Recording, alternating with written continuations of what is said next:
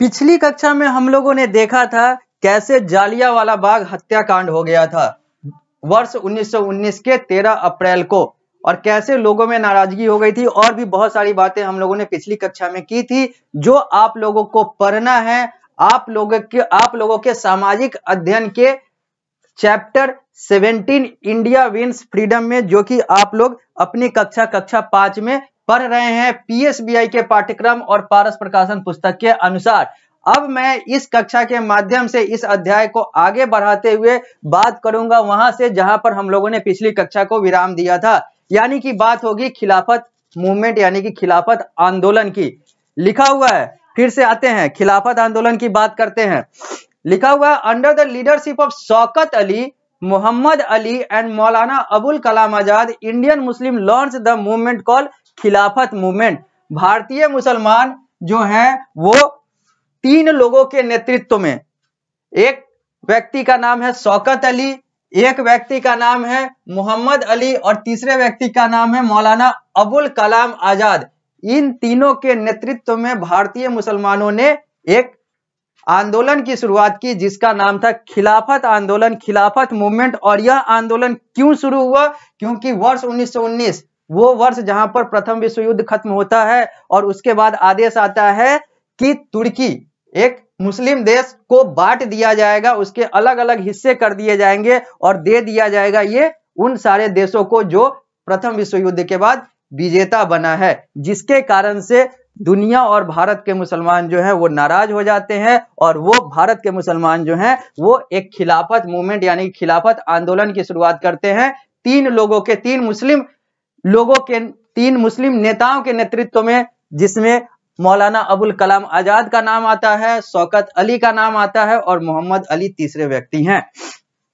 तीसरा, आगे, Gandhi ji felt that it was the best opportunity for bringing about Hindu Muslim unity. अब गांधी जी, चूंकि गांधी जी एक हिंदू थे और इनको लगा कि यहां पर एक बहुत अच्छा समय है कि हिंदू मुसलमान की एकता की बात की जाए, क्योंकि वर्ष 1905 के बाद जब बंगाल का विभाजन हुआ था तो वहां पर अंग्रेजों ने यानी कि ईसाइयों ने भारत को हिंदू और मुस्लिम में बांटने का प्लान किया और बांटा भी।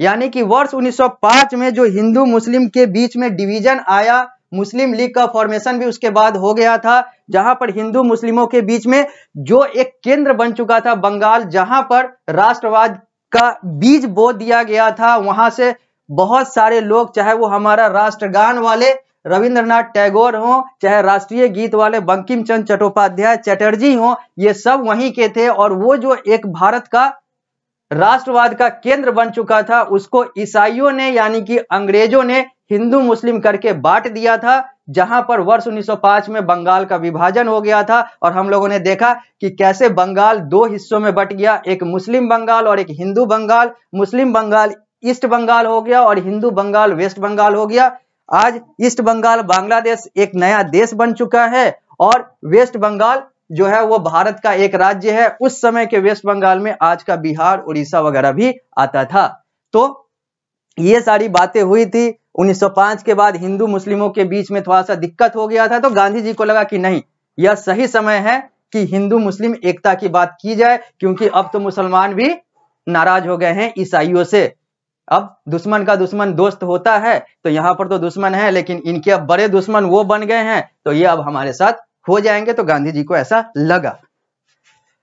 The non cooperation movement was based on non-violent means, but Gandhi ji was bitterly upset when people, यहां पर लिखा हुआ है कि जो नॉन कोऑपरेशन मूवमेंट था यानी कि जो असहयोग आंदोलन था जो गांधी जी ने शुरू किया था जालियांवाला बाग हत्याकांड के बाद, या फिर कहें तो जालियांवाला बाग हत्याकांड के को देखते हुए जब इन्होंने असहयोग आंदोलन, अंग्रेजी में कहें तो नॉन कोऑपरेशन मूवमेंट की शुरुआत की, तो इनका बस एक ही था कि चाहे वो दक्षिण अफ्रीका हो, चाहे वो भारत हो, चाहे वो इनका कोई भी आंदोलन हो, वो अहिंसात्मक होगा।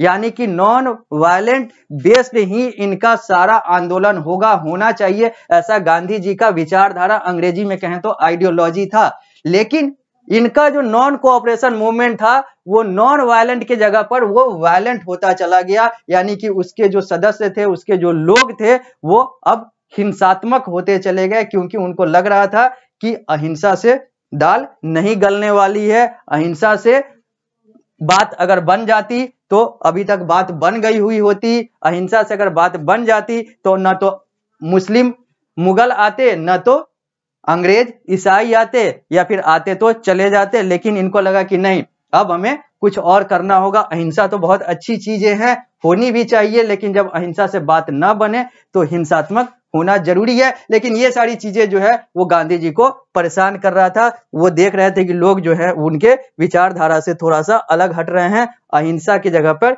हिंसात्मक हो रहे हैं, अहिंसात्मक की जगह पर हिंसात्मक हो रहे हैं। यह चित्र जो है ये मौलाना आजाद का है, मौलाना अबुल कलाम आजाद का है। मौलाना अबुल कलाम आजाद वही जो खिलाफत आंदोलन का के 3 नेतृत्वकर्ता में से एक नेतृत्वकर्ता हैं। तो यही है मौलाना आजाद, मौलाना अबुल कलाम आजाद। अब हम लोग आते हैं पृष्ठ संख्या 102 पर। 101 से अब हम लोग आ चुके हैं 102 पर। यह आप लोगों को सामने स्मार्ट बोर्ड पर दिख रहा है, यह आप अपने पारस प्रकाशन के पुस्तक में भी देख सकते हैं, सामाजिक विज्ञान वाले विषय में। आगे, become violent at Chauri Chaura in, हाँ, तो गांधी जी को वही क्या लगा कि ये जो नॉन कोऑपरेशन मूवमेंट है वो नॉन वायलेंट के आधार पर है, लेकिन लोग जो हैं वो वायलेंट होते जा रहे हैं। और इसका सबसे बड़ा उदाहरण उनको दिखा चौरी चौरा उत्तर प्रदेश में 1922 में, जब उनके लोग जो नॉन वायलेंट थे या फिर जो नॉन वायलेंस का सहारा लेकर आगे बढ़ रहे थे वो वायलेंट हो गए। चौरी चौरा एक जगह है उत्तर प्रदेश में, यहाँ पर चौरी चौरा कांड जो हुआ था वर्ष 1922 में उत्तर प्रदेश के चौरी चौरा में हुआ था। Angry countryman set fire to a police station and 22 British policeman were killed. यहाँ पर जो नाराज, जो गुस्से में जो भारतीय थे, भारतीय लोग थे, उनमें से बहुत सारे लोगों ने, या फिर कहें तो वहां के कुछ लोगों ने यहाँ पर इस चौरी चौरा में, उत्तर प्रदेश के चौरी चौरा में एक पुलिस स्टेशन, यानी कि अंग्रेजों वाला एक पुलिस स्टेशन पर हमला कर दिया और पुलिस स्टेशन को आग के हवाले कर दिया, जिसमें 22 अंग्रेज पुलिसकर्मी की मौत हो गई, जलकर मर गए। यानी कि जो नॉन कोऑपरेशन मूवमेंट, जो नॉन वायलेंट या फिर कहें तो अहिंसात्मक था, वो चौरी चौरा में आकर हिंसात्मक हो गया, क्योंकि चौरी चौरा में लोगों का गुस्सा फूट गया, चाहे वो खिलाफत वाले हों, मुस्लिम हो, चाहे वो हिंदू हो, जालियांवाला बाग वाले सिख हो या फिर बाकी हिंदू हो, क्योंकि ये सारे लोग जो हैं वहां पर गुस्सा गए। और खिलाफत के बाद तो और ज्यादा ये सारी चीजें हो गई। तो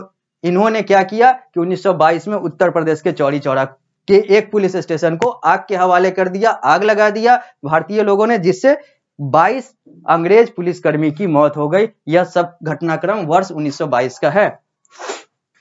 Gandhi ji immediately called off the movement which made people very unhappy. और गांधी जी को लगा कि नहीं, यह जो आंदोलन है यह मेरे विचारधारा पर नहीं चल रहा है, यह हिंसात्मक हो गया। तो उन्होंने इस आंदोलन को वहीं पर बंद कर दिया, यानी कि कॉल्ड ऑफ का मतलब हो गया कि वापस बुला लिया, बंद कर दिया इस आंदोलन को, जिससे जो लोग थे वो नाराज हो गए। और गांधी जी के बारे में एक चीज कहा भी जाता है कि उनको जैसे मन करता था, जब मन करता था आंदोलन शुरू कर देते थे, और जब अपनी इच्छा होती थी तो वो आंदोलन को बंद कर देते थे। तो ये सारी चीजें जो है वो गांधी जी के बारे में कहा जाता है, अलग अलग उस समय के तत्कालीन नेताओं के द्वारा कहा गया है, जो अलग अलग पुस्तकों के माध्यम से आप देख सकते हैं। और ये भी वैसे ही हुआ कि गांधी जी के विचार एक व्यक्ति के विचार पर ये नहीं चला, तो उन्होंने इस आंदोलन को अपने तरीके से बंद कर दिया। तो ये सारी चीजें थी। तो हालांकि अब उस डिटेल में नहीं जाएंगे कि गांधी जी का कैसे क्या विचारधारा था, ये था, क्योंकि वो हम लोगों ने गांधीयन एरा में पढ़ा है। आप लोग को आगे की कक्षाओं में पढ़ना है तो वो सारी चीजें आप लोग देखेंगे। गांधीयन एरा एक पूरा अध्याय है जहां पर वो सारी बातें होंगी, लेकिन यहां पर बस इतना ही देख लीजिए कि गांधी जी ने इस नॉन वायलेंट से वायलेंट होते हुए आंदोलन को वापस बुला लिया, बंद कर दिया, अपना समर्थन खत्म कर दिया जब ये चौरी चौरा हत्याकांड हो गया। During the non cooperation movement many young leader joined Gandhi ji. इस नॉन कोऑपरेशन असहयोग आंदोलन में बहुत सारे जो युवा नेता थे उन्होंने गांधी जी वाले इस आंदोलन को अपना समर्थन दिया, या फिर कहें तो इसमें शामिल हुए। Among them were Jawaharlal Nehru, Sarojini Naidu, Subhash Chandra Bose, Sardar Vallabhbhai Patel and Maulana Abul Kalam आजाद। अब ये जो उस समय के जो युवा नेता थे गांधी जी की तुलना में, वो थे जवाहरलाल नेहरू, वो थे सरोजनी नायडू, वो थे सुभाष चंद्र बोस, वो थे सरदार वल्लभ भाई पटेल, वो थे मौलाना अबुल कलाम आजाद। ये कुछ नेताओं के नाम हैं जो उस समय नॉन कोऑपरेशन मूवमेंट में अपना समर्थन गांधी जी को दिए, या फिर कहें तो उस आंदोलन को आगे बढ़ाने में अपनी सहभागिता निभाई। कुछ एक व्यक्ति, इसी में से एक व्यक्ति जो है वो भारत का पहला प्रधानमंत्री बना, स्वतंत्र भारत का पहला प्रधानमंत्री बना। तो एक जो है वो तुम मुझे खून दो मैं तुम्हें आजादी दूंगा जैसा प्रसिद्ध नारा दिया, तो कोई जो है भारत का पहला उप प्रधानमंत्री और गृह मंत्री बनता है, तो कोई भारत का पहला शिक्षा मंत्री बनता है। ये सारे जो है यहाँ पर दिए गए हुए हैं नाम, और इन्होंने भी अपनी सहभागिता, अपना समर्थन गांधी जी वाले नॉन कोऑपरेशन मूवमेंट को दिया। आगे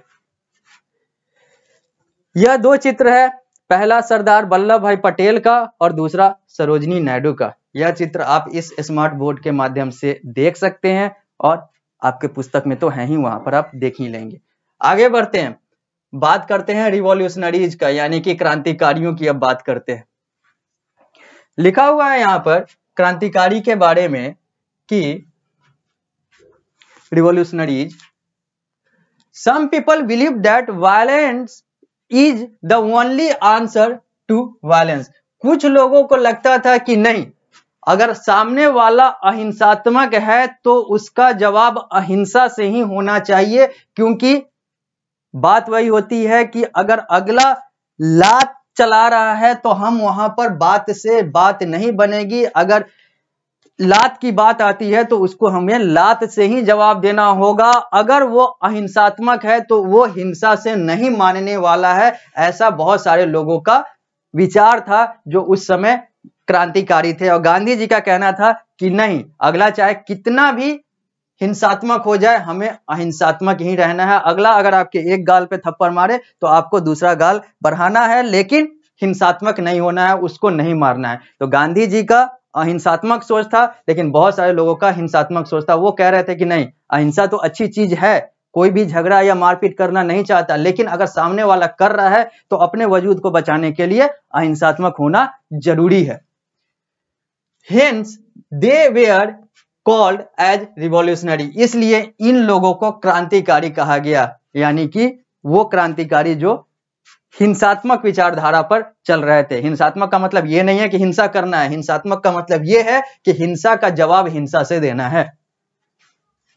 among these revolutionaries were Bhagat Singh, Chandrashekhar Azad, Ashfaq Ullah Khan, Sukhdev, Batukeshwar Dutt, Rajguru, Ram Prasad Bismil and Jatin Das. और इन कुछ क्रांतिकारी जो हिंसा के आधार पर आगे बढ़ना चाहते थे, उनको लगता था कि हिंसा का जवाब अहिंसा से नहीं, हिंसा से ही होना चाहिए, क्योंकि अहिंसा से बात नहीं बन रही है। तो उन कुछ लोगों का, कुछ क्रांतिकारियों का नाम यहाँ पर दिया गया हुआ है। हालांकि बहुत सारे क्रांतिकारी हैं, लेकिन कुछ के नाम दिए गए हुए हैं। एक है भगत सिंह, एक है चंद्रशेखर आजाद, एक है अशफाक उल्लाह खान, एक है सुखदेव थापर, एक है बटुकेश्वर दत्त, एक है राजगुरु, एक है राम प्रसाद बिस्मिल और एक है जतिन दास। ये सब वो कुछ रिवॉल्यूशनरीज के, उन कुछ क्रांतिकारियों के नाम यहाँ पर दिए गए हुए हैं जो हिंसा के आधार पर ही हिंसा को जवाब देना चाहते थे, का उत्तर देना चाहते थे, जो गांधी जी के विचारधारा से विपरीत थे।